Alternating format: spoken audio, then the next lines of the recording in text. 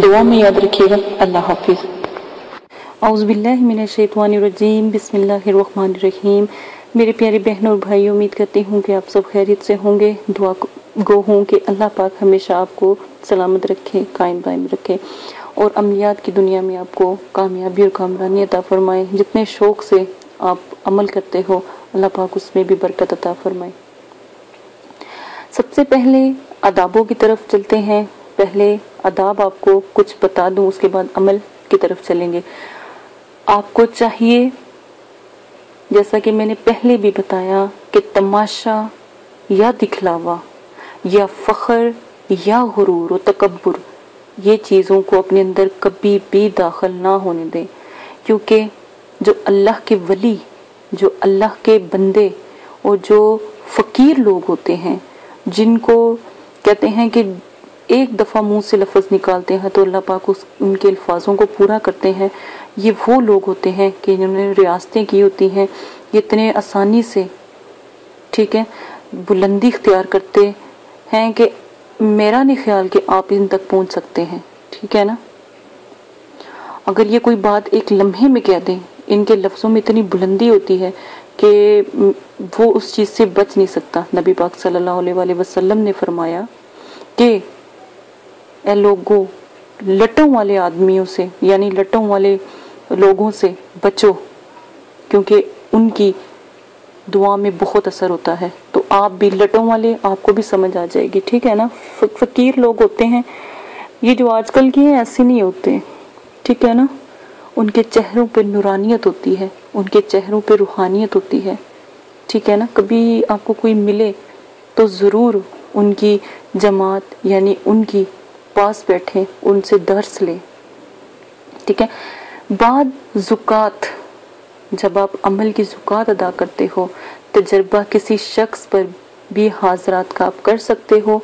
ख्वाह वो एक दिन में 100 मरतबा आप करो, 100 मरतबा हाजिरी करवाओ, 1000 मरतबा हाजिरी कराओ, जितने चाहे लोगों पर आप तजर्बा करो, ये आप पे मुनहसर है। इसमें कोई ऐसी पाबंदी नहीं है। ठीक है ना। कितने भी लोगों पर आप हाजिरी करवा सकते हो। खुद पर हाजिरी करवाने का वक़्त मैंने आपको पहले बताया है कि वो मगरिब से आधा घंटा पहले होता है, तब रूहानियत मंजमद होती है। अगर किसी एक बच्चे पर हाजिरी ना हो तो अमल को फर्जी और गलत ना समझो, तसव्वुर ना करो कि ये अमल गलत है, तो बनाउज़बिल्लाह, तो बार बार हाजिरी करने की मश्क करो। हो सकता है कि जिस बच्चे पर आप हाजिरी मुक्लिन करवा रहे हो, इस पे हाजिरी मुक्लिन होना मुमकिन ही ना हो, इसकी रूहानियत इतनी कमज़ोर हो कि इसको वक़्त लगे। किसी ऐसे मकाम या घर में हाजिरी ना करो जहां पर किसी की मौत गैर तबी तरीके से वाक़या हो, मसलन किसी का कत्ल हुआ हो या फिर किसी ने खुदकुशी की हो, क्योंकि ये हराम है। ठीक है ना। खुदकुशी हराम है। ठीक है। ये भी ना ऐसा हुआ हो, और कत्लो गारत भी ना हो, क्योंकि उस वक़्त भी जो रूह अल रूहा होती है, यानी रूहें होती हैं, वो भी उस वक़्त वहाँ पर मौजूद होती हैं। इसके बाद जो अमल आज मैं आपको बताने जा रही हूँ, बहुत प्यारा अमल है, इसकी कदर जानिएगा। इतनी आसानी से तो मैं तो आपको दे देती हूँ, लेकिन मुझे पता है कि वो अमल मैं आपके साथ पेश करती हूँ जिसमें मुझे खुद भी उम्मीद होती है कि आप ज़रूर कामयाब होंगे। ठीक है ना। तो कोशिश किया करें कि अल्लाह पाक आपको कामयाबी करे। और एक बात याद रखें, अपने दिल को मजबूत रखें। आप इस चीज को तवक्कुल मजबूत रब पर करके अमल करेंगे तो जरूर कामयाब होंगे। ठीक है। आराम और सुकून से चौकड़ी मारकर, यानी जानो भर बैठ जाएं। कपड़े आरामदायक आपके हों, जगह आराम और पुरसुकून हो। मुराकबे से पहले थोड़ा सा पानी आपने पीना है।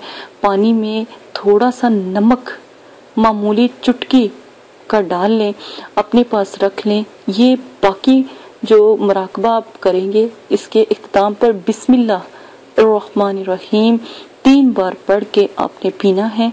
ठीक है। मुराकबा शुरू करने से पहले ही एक बर्तन में पानी आप ले लें, पास रख लें। इसमें आपने थोड़ा सा नमक डालना है और आखिर में ये पानी आपने पी लेना है। इससे जो आपकी रूहानियत है वो भी उजागर होगी। औज़ु बिल्लाहि मिनश शैतानिर रजीम, बिस्मिल्लाहिर्रहमानिर्रहीम और दुरूद शरीफ 11 मरतबा पढ़कर مطلب کہ بسم اللہ سے شروع، اعوذ باللہ اور بسم اللہ سے تاؤ تسمیہ سے شروع کریں اور 11 مرتبہ درود ابراہیمی پڑھیں، ٹھیک ہے۔ اس کے بعد آپ نے پڑھنا کیا ہے، القدوس القدوس، آپ نے یہ لفظ ادا کرنا ہے۔ یہ عمل اتنا بلند ہے کہ اللہ پاک آپ کو، میری دعا ہے کہ اللہ پاک آپ کو کامیابی اور کامرانی عطا فرمائے۔ اچھا، لفظ کی جو مراقبہ ہے اس میں پڑھنا کتنی دفعہ ہے؟ کم از کم 1000 مرتبہ، ٹھیک ہے، یا پھر 1111 مرتبہ، یا پھر 1011 مرتبہ۔ اگر زیادہ بلندی اختیار کرنا چاہتے ہیں 3000 مرتبہ۔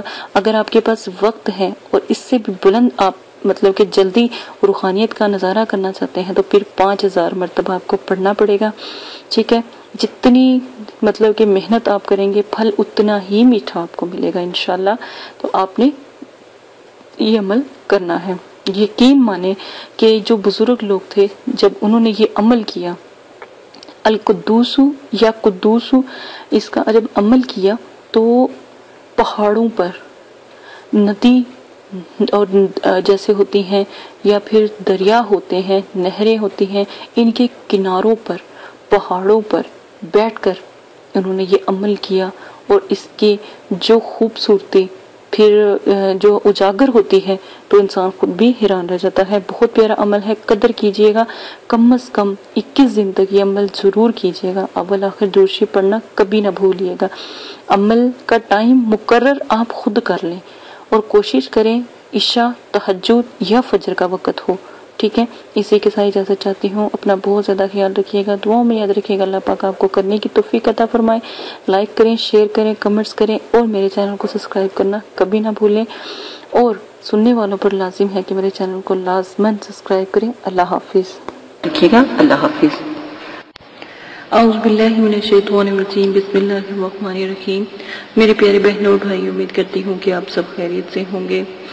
ہر عامل کے لیے ضروری ہے کہ وہ ہمزاد، موکلات اور جنات اور حضرات کے اور پریوں کے اور فرشتوں کے عمل کرنے سے قبل اپنے اندر روحانی قوتوں کو پیدا کرے، اور اس سے عامل کے اندر زبردست قسم کی روحانیت اور روحانی قوتیں پیدا ہو جاتی ہیں، اور حضرات اور ہمزاد، موکلات، جنات اور پریوں وغیرہ کے عملیات میں یا عمل میں انشاءاللہ کامیابی ان کو ملتی ہے، اور وہ کامیابی سے ہمکنار ہوتے ہیں، اور کبھی بھی ناکامی نہیں ہوتی۔ اور جو لوگ ان کا یعنی روحانی قوتوں کو بڑھانے کا، روحانی آنکھ کا اور باطنی آنکھ کا چلہ نہیں کرتے تو وہی لوگ ہیں جو کامیاب نہیں ہوتے عملیات کی دنیا میں۔ تو آپ سے گزارش کی جاتی ہے کہ جو ہم شرائط اور عمل میں طریقہ آپ کو بتاتے ہیں وہ طریقہ آپ اختیار کریں تو آپ کے لیے بہت نایاب ہے، اور اگر ایک چلے میں آپ کو روحانی قوت اپنے اندر محسوس ہوتی ہے اور روحانیت ظاہر ہونا شروع ہو جاتی ہے تو یقین مانیں آپ عملیات کی دنیا میں کامیاب ہوگے۔ نمبر 2، روحانی قوتوں کو بلند کرنے کے لیے آج میں نے جیسے کہ پہلے بھی کہا تھا کہ میں جو عمل آپ کو بتاؤں اور جو طریقہ اور شرائط بتاؤں وہ آپ لازم کریں۔ شرائط نمبر 1، جگہ بالکل پاک صاف ہو، آپ بھی پاک صاف ہو، غسل آپ نے کیا ہو، جنابت سے آپ نے پرہیز کیا ہو، یعنی گندگی سے آپ دور ہوں۔ نمبر 2، آپ جب بھی روحانی قوتوں کو محسوس کریں یا اپنی آنکھوں کو بند کریں اس سے پہلے ایک طریقہ اختیار کریں۔ طریقہ وہ یہ ہے کہ جب بھی آپ مراقبہ روحانی قوتوں کو یعنی روحانی آنکھ، باطنی آنکھ اور تیسری آنکھ کا عمل جو آپ کو بتایا جائے کرنا شروع کریں تو اس سے پہلے روئی کے 2 پھپھولے، سپنج 2 پھوے لے کر پانی میں ہلکا سا ڈبو لیں، یعنی پانی میں ان کو بھگو لیں، پانی چھڑکا لیں، اور پانی نچوڑ کر بہت معمولی سا کالی مرچوں کا پاؤڈر اس پھپھولوں پر آپ لگا لیں اور ان کو مسل کر کانوں میں رکھ لیں۔ یہ آپ کے لیے روحانیت کو اجاگر کرنے کے لیے ایک نایاب تحفہ ہے۔ اگر کہیں تو نعمت اور رحمت ہے۔ دونوں کانوں میں جب آپ رکھ لو تو یہ آپ کو تھوڑی سی گرمی، جلن اور دنیاوی لوگوں کی آوازوں سے دور رکھے گی، اور آپ کی جو اندر کی آواز ہے وہ آپ کو دوسری دنیا میں لے جانے کا ذریعہ بنے گی۔ نمبر 3، اگر آپ نے عمل کرتے ہوئے اپنے اندر یہ بات رکھی کہ پتہ نہیں یہ عمل مضبوط ہے کہ نہیں، یہ عمل ٹھیک ہے کہ نہیں، تو کبھی بھی آپ کامیاب نہیں ہوگے۔ روحانیت کو اجاگر کرنے کے لیے روحانی اور جو بھی چلہ یا ریاست آپ کو بتائی جائے اور ذکر و ذکرات بتایا جائے اس پر مکمل توکل رکھیں۔ سب سے پہلے توکل رب مضبوط رکھیں، اللہ پر توکل، یقین کامل، اور اللہ سے ایک رابطہ قائم کرنے کا سوچ اپنے اندر رکھیں تو جلدی کامیاب ہوں گے، ورنہ آپ کی ریاست اور چلہ اور عملیات بیکار ہیں۔ ہر انسان کے اندر روحانیت ہوتی ہے، روحانیت موجود ہوتی ہے، کسی میں کم کسی میں زیادہ ہوتی ہے، اور کسی میں اتنی زیادہ ہوتی ہے کہ پہلے روز ہی مشاہدات نظر آنے لگ جاتے ہیں، لیکن بعض لوگوں کی دیری ہوتی ہے، اس لیے ان کو 3 چیزوں کا مشورہ دیا جاتا ہے تاکہ آپ ان 3 چیزوں کی مدد سے روحانیت کو اجاگر کر سکیں۔ نمبر 5، ایسے لوگ جو عصبی مرض میں مبتلا ہوں، دوروں میں، یعنی کسی پر زیرو کا ہونا، مسلط ہونا، سفلی جنات کا مسلط ہونا، ایسی چیزیں اگر ہوں تو وہ ان عملیات سے پرہیز کریں اور روحانی قوت وغیرہ کا بھی عمل نہ کریں، کیونکہ اگر آپ پھر عمل کرتے ہو تو یہ پھر خطرناک ثابت ہو سکتا ہے اور خطرہ عظیم ہو سکتا ہے۔ اس چیز کا خاص خیال رکھیں کہ کوئی بھی مریض یعنی جس کے اوپر جادو وغیرہ یعنی جنات کا اثر سایہ پہلے بھی رہ چکا ہو یہ عمل نہ کرے۔ آگے جس طرح بھی آپ کو طریقہ بتایا جائے وہ آپ لازم اختیار کریں۔ جو عمل جس طرح بتایا جائے گا، جیسے ہی اس کا طریقہ بتایا جائے، جو ذکر بتایا جائے، آپ وہی ذکر اختیار کریں گے۔ اس میں غلطی کی کسی قسم کی گنجائش نہ کریں۔